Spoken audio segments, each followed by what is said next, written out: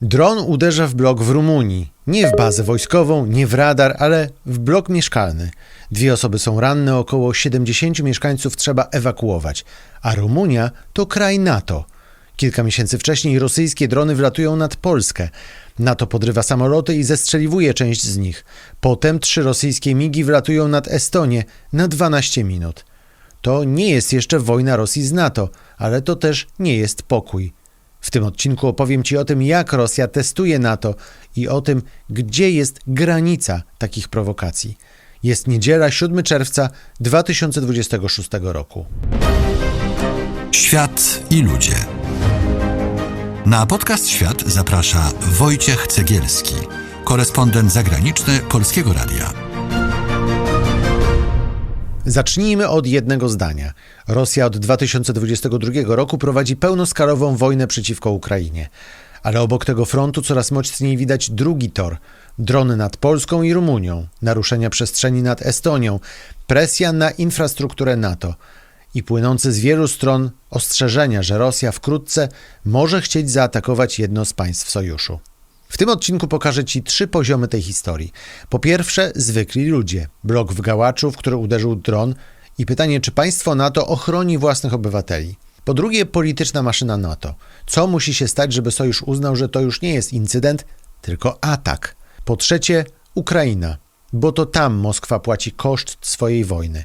I to od Ukrainy zależy, co Rosja zrobi dalej. Miasto Gałacz leży przy Dunaju, niedaleko granicy z Ukrainą. To miasto portowe. Bloki, ulice, ludzie, którzy wieczorem gaszą światło i chcą po prostu spać. I nagle jeden z tych bloków staje się częścią wojny. Według władz Rumunii dron wleciał w rumuńską przestrzeń i uderzył w 10-piętrowy budynek mieszkalny. Ranne zostały 2 osoby, kobieta i dziecko. Około 70 osób ewakuowano. Rumunia podrywała F-16 i śmigłowiec, ale dron leciał zbyt nisko, a w takich sytuacjach liczą się minuty, a czasem sekundy. Dla mieszkańca tego bloku ta różnica może brzmieć absurdalnie, bo jeśli coś uderza w Twoje mieszkanie, to nie pytasz najpierw o definicję. Pytasz, czy dzieci są całe, czy można wrócić do domu, czy następnej nocy znowu coś spadnie. Ale państwo musi zadać inne pytania. Kto to wystrzelił? Czy obiekt był kierowany na Rumunię, czy zabłądził podczas ataku na Ukrainę? Czy Rosja wzięła pod uwagę, że może uderzyć w kraj NATO?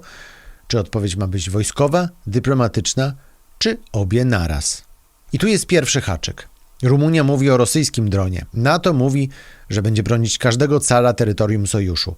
Ale rumuński wojskowy zastrzega, że tego zdarzenia nie należy nazywać atakiem Rosji na Rumunię. I właśnie ta różnica między tym, co się stało, a tym, jak to nazwać. Bo człowiek widzi dziurę w budynku. Państwo widzi decyzję, która może uruchomić kolejne decyzje. Kiedy takich zdarzeń robi się więcej, państwa NATO nie mogą za każdym razem zaczynać od zera. Muszą zadać sobie 3 pytania. Czy to była pomyłka? Czy to była prowokacja? I czy brak odpowiedzi zachęci Rosję do następnego testu?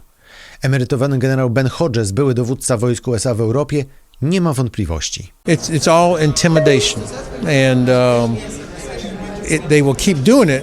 To jest zastraszanie i oni będą to dalej robić, bo widzą, że my wciąż nie zrozumieliśmy, jak to zatrzymać. Robimy się lepsi. Ludzie przynajmniej teraz są świadomi, coraz mniej ludzi mówi, och, może to był wypadek. Oczywiście to nie są wypadki, więc myślę, że wszyscy my na Zachodzie musimy myśleć o tym, co oni robią, jako o operacjach celowo zaplanowanych z pożądanym efektem, skoordynowanych i oni robią to w wielu miejscach i wieloma metodami. I kiedy mówimy, okej, oni są z nami w stanie wojny, to nie znaczy, że mamy iść zabijać ludzi, ale jeśli nie narzucimy Rosjanom konsekwencji, będą dalej to robić. That doesn't mean we have to go kill people, but if we don't inflict consequences on the Russians, they will continue to do this. Ben Hodges nie mówi tego jako urzędnik NATO. Mówi jako generał, który widział rosyjskie operacje z bliska. I jego ocena pomaga zrozumieć coś, czego nie widać, gdy patrzymy tylko na jeden incydent. Że jeden dron można tłumaczyć błędem. Jeden samolot także można tłumaczyć błędem. Jeden kabel można nazwać przypadkiem. Ale kiedy takich zdarzeń są dziesiątki, to nie jest już kwestia pecha czy przypadku. To jest metoda. Z rumuńskiego Gałacza przenosimy się na północ, bo Rumunia to jeden punkt na mapie, na której w ostatnich miesiącach zapalały się kolejne lampki. We wrześniu 2025 roku rosyjskie drony naruszyły przestrzeń powietrzną w Polsce. Co najmniej 19 maszyn. Część uznano za zagrożenie i zestrzelono. W akcji były polskie i natowskie siły. Po tym NATO uruchomiło dodatkową aktywność na całej wschodniej flance, od Bałtyku po południe. I to jest konkret. NATO nie działa jak jeden pilot z jednym przyciskiem. To wiele państw, wiele radarów, różne samoloty, różne systemy obrony i jedna wspólna decyzja. Czy reagujemy razem? Potem przychodzi Estonia. 3 rosyjskie MiG-31 wchodzą w estońską przestrzeń powietrzną. 12 minut. Rosja zaprzecza. I znowu ta sama konstrukcja. Jeden kraj NATO mówi naruszenie, Rosja mówi nie, a NATO musi zdecydować. Strzelać, eskortować, protestować, wzmacniać dyżury bojowe, czy robić wszystko naraz, ale bez decyzji, która sama wywoła jeszcze większy kryzys. I jest jeszcze trzecia scena, znacznie mniej widowiskowa niż dron i mniej filmowa niż myśliwiec. Bałtyk. Kabel pod morzem nie wygląda jak granica, nie ma na nim szlabanu, mundura ani tabliczki NATO. A jednak przez takie kable płynie prąd, dane, łączność, pieniądze i codzienna praca państwa. Jeśli ktoś uszkadza kabel, to podnosi koszt normalnego życia, bo to sabotaż działania kraju. Bałtyk pokazuje, że granica NATO nie jest już tylko linią na mapie. To także infrastruktura, której nie da się obserwować przez całą dobę. Dron widzisz na radarze, samolot możesz przechwycić. Kabel pod wodą często widzisz dopiero wtedy, kiedy coś przestaje działać. Jens Stoltenberg był 10 lat na czele NATO. Był sekretarzem generalnym organizacji. Wcześniej był premierem Norwegii i widział ten rosyjski mechanizm setki razy. Z Jensem Stoltenbergiem poznaliśmy się w Brukseli na spotkaniach ministerialnych NATO. Kiedy kilka miesięcy temu był w Polsce na Warsaw Security Forum, by promować swoją książkę, zapytałem go o rosyjskie prowokacje i o atak dronów na Polskę. Myślę, że to, co zobaczyliśmy, to, że NATO jest po to, żeby chronić Polskę. Bo kiedy drony weszły w polską przestrzeń powietrzną, zobaczyliśmy, jak polskie F-16, ale także holenderskie F-35, włoski AWAC, natowskie zdolności tankowania w powietrzu i niemieckie Patrioty zostały aktywowane, żeby chronić polską przestrzeń powietrzną. Jens Stoltenberg mówi, NATO działa, tyle że działa w sposób, który dla zwykłego widza może być niewidoczny. Czasem to jest zestrzelenie, czasem poderwanie myśliwców, czasem konsultacje, a czasem komunikat, który brzmi nudno, ale dla sztabów oznacza zmianę dyżurów, sprzętu i procedur. I teraz kluczowe zdanie. Stoltenberg mówi coś, co jest osią całej tej historii. Nie tylko o dronach, ale o tym, jak zaczynają się wojny. I think Putin understands that NATO's deterrence is serious and credible. Myślę, że Putin rozumie, że odstraszanie NATO jest poważne i wiarygodne. I to nie znaczy, że on nas nie testuje. Widzieliśmy wszystko. Od wojny hybrydowej, cyberataków, sabotażu, naruszeń przestrzeni powietrznej. Na takie agresywne działania musimy być przygotowani, że będą się zdarzać także w przyszłości. To, co naprawdę ma znaczenie, to żebyśmy nie zostawili w Moskwie żadnego miejsca na błędne kalkulacje co do zdolności i woli NATO, żeby chronić wszystkich sojuszników. What really matters is that we don't leave any room in Moscow for miscalculations about NATO's ability and willingness to protect all NATO allies. I to zdanie o błędnej kalkulacji jest sercem tej sprawy, bo wojny często zaczynają się nie od pewności, zaczynają się od błędnego rachunku. Ktoś uznaje, że druga strona nie odpowie, albo że odpowie za późno, albo że będzie podzielona, że da się sprawdzić jeszcze jeden raz. Dlatego próg wojny to nie jest jedna kreska na mapie, to jest rachunek w głowie przeciwnika. Dla widza to może brzmieć jak język generałów, błędna kalkulacja. Co to właściwie znaczy? To znaczy, że ktoś po drugiej stronie uzna, sprawdziliśmy ich raz, nic wielkiego się nie stało, sprawdziliśmy drugi raz, odpowiedź była powolna. Sprawdziliśmy trzeci raz, państwa zaczęły się między sobą spierać. I wtedy czwarty raz przychodzi już znacznie łatwiej. Dlatego to, jaka jest odpowiedź Zachodu na takie prowokacje Rosji, jest tak naprawdę kluczowe, bo to ta odpowiedź decyduje, czy Rosja zrobi coś dalej. Nikt nie jest w stanie przewidzieć, co zdecyduje Putin za 2-3 lata, ale jak mówią ci, którzy się na tym znają, można Putinowi pewne rzeczy wybić z głowy, bo tu chodzi o cenę, o to, czy Moskwa po każdym takim zdarzeniu widzi swój koszt, czy widzi przestrzeń na następny ruch. Jens Stoltenberg zna ten rachunek. Zaczynał jako sekretarz generalny NATO w 2014 roku, jeszcze w świecie, gdzie Zachód próbował utrzymać z Rosją narrację taką w miarę pokojową. Kończył kadencję w świecie pełnoskalowej wojny. He's afraid of Ukraine, not as a military power, but as an example of how democracies. Putin boi się Ukrainy nie jako potęgi wojskowej, ale jako przykładu tego, jak demokracje, wolne, otwarte społeczeństwa mogą odnieść sukces. Nie sądzę, że możemy zmienić umysł Putina. Jego umysł jest taki, że musi kontrolować Ukrainę. Ukraina nie jest narodem według Putina. Ale możemy zmienić kalkulację Putina, pokazując, że koszt, który musi zapłacić za kontrolowanie Ukrainy, jest zbyt wysoki. I to jest powód, dla którego tak ważne jest dostarczanie Ukrainie wsparcia wojskowego. And that's the reason why it is so important to provide military support to Ukraine. A co jeśli Zachód nie pokaże Putinowi tego kosztu? O tym generał Ben Hodges. Jeśli Rosjanie uznają, że my wciąż tego nie rozumiemy, że wciąż nie jesteśmy gotowi, że nie jesteśmy zjednoczeni, jeśli uwierzą, że USA nie są zaangażowane, wtedy ryzyko, że podejmą tę straszną decyzję, bardzo rośnie. Więc najlepszym sposobem, żeby mieć pewność, że Rosja nigdy nie zaatakuje państwa NATO w tradycyjnym znaczeniu tego słowa, jest pomóc Ukrainie pokonać Rosję. Wtedy nie będzie pytania. Then it won't be a question. Dla Jensa Stoltenberga pomoc Ukrainie ma podnieść koszt Putina. Dla Bena Hodgesa zmniejszyć ryzyko, że Rosja podejmie większą decyzję wobec NATO. 2 głosy, 1 diagnoza. Słabość, podział i brak gotowości mogą wyglądać w Moskwie jak zaproszenie do kolejnego testu. Tu potrzebna jest jeszcze jedna liczba. W maju Rosja zajęła 82 km² na Ukrainie, czyli w zasadzie prawie nic. Zresztą ta wojna, jeśli chodzi o kwestie lądowe, w zasadzie utknęła. Żadna ze stron nie jest w stanie zdobyć większej części terytorium. Bo to nie jest tempo, które pomaga złamać Ukrainę. Co więcej, Ukraina atakuje coraz więcej celów w Rosji. Ostatnio widzieliśmy spektakularny atak na instalacje naftowe w Petersburgu, mieście Putina. Dokładnie wtedy, kiedy rosyjski prezydent otwierał w mieście prestiżowe forum biznesowe. A niektóre źródła twierdzą, że Rosja traci teraz na froncie więcej żołnierzy, niż jest w stanie rekrutować. I to jest właśnie ten koszt. Być może dlatego Putin zaczyna właśnie nieco więcej mówić o możliwościach zakończenia wojny. Do końca pewnie jest daleko, nie łudźmy się. Ale wiele wskazuje na to, że Kreml zaczyna liczyć swój rachunek. Pytanie, czy to nie jest tylko chwilowa przerwa, chociaż sygnały płyną też z drugiej strony. W ostatnich godzinach pojawił się zwrot.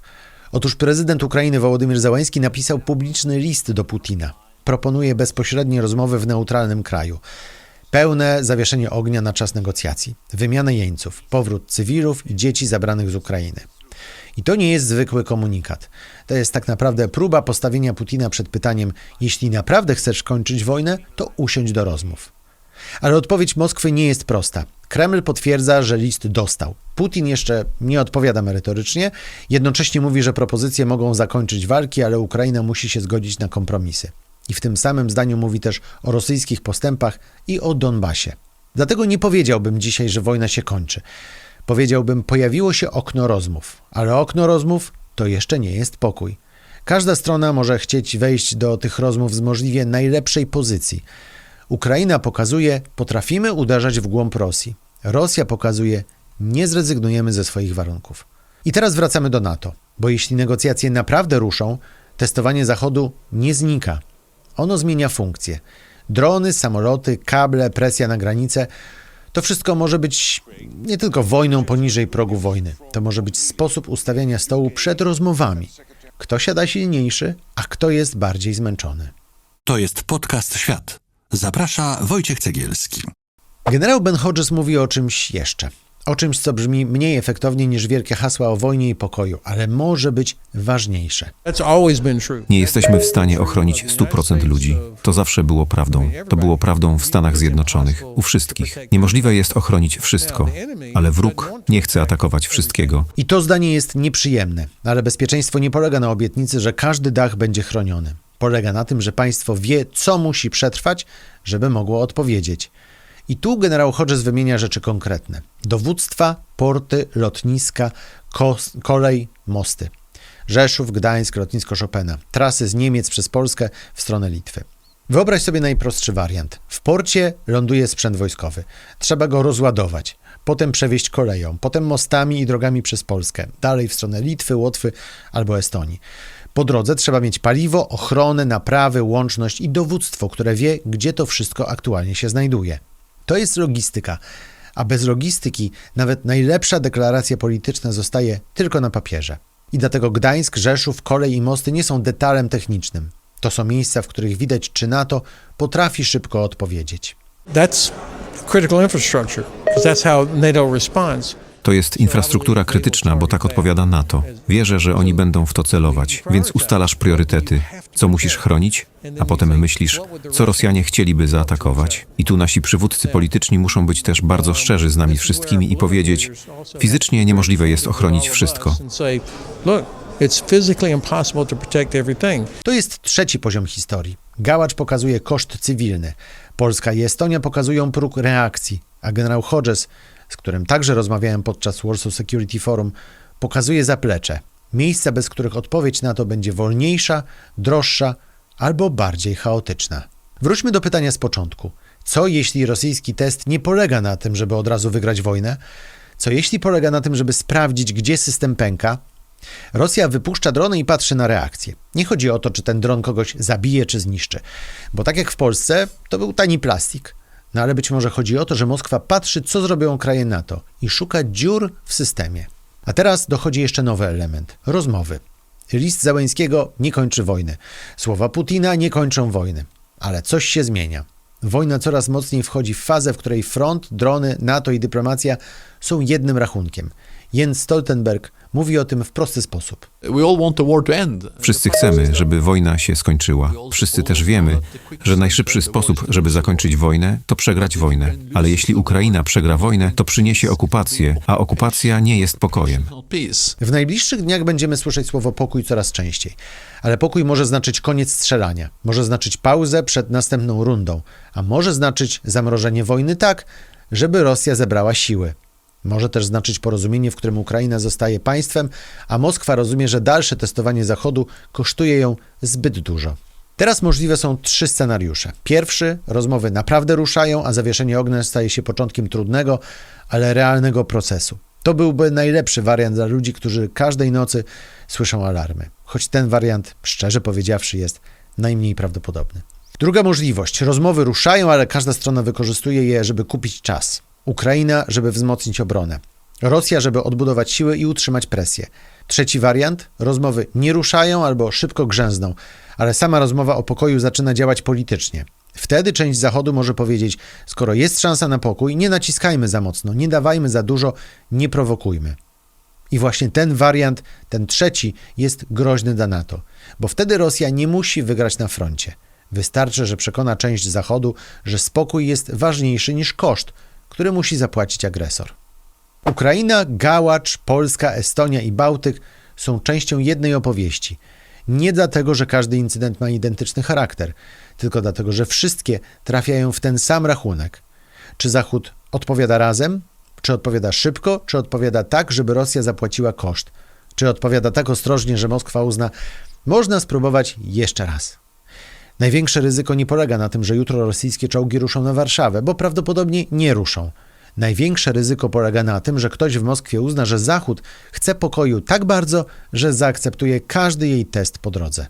Dron można nazwać incydentem, samolot można oprotestować, kabel badać miesiącami, a rozmowę wykorzystać nie po to, żeby skończyć wojnę, tylko żeby wejść z mocniejszą kartą.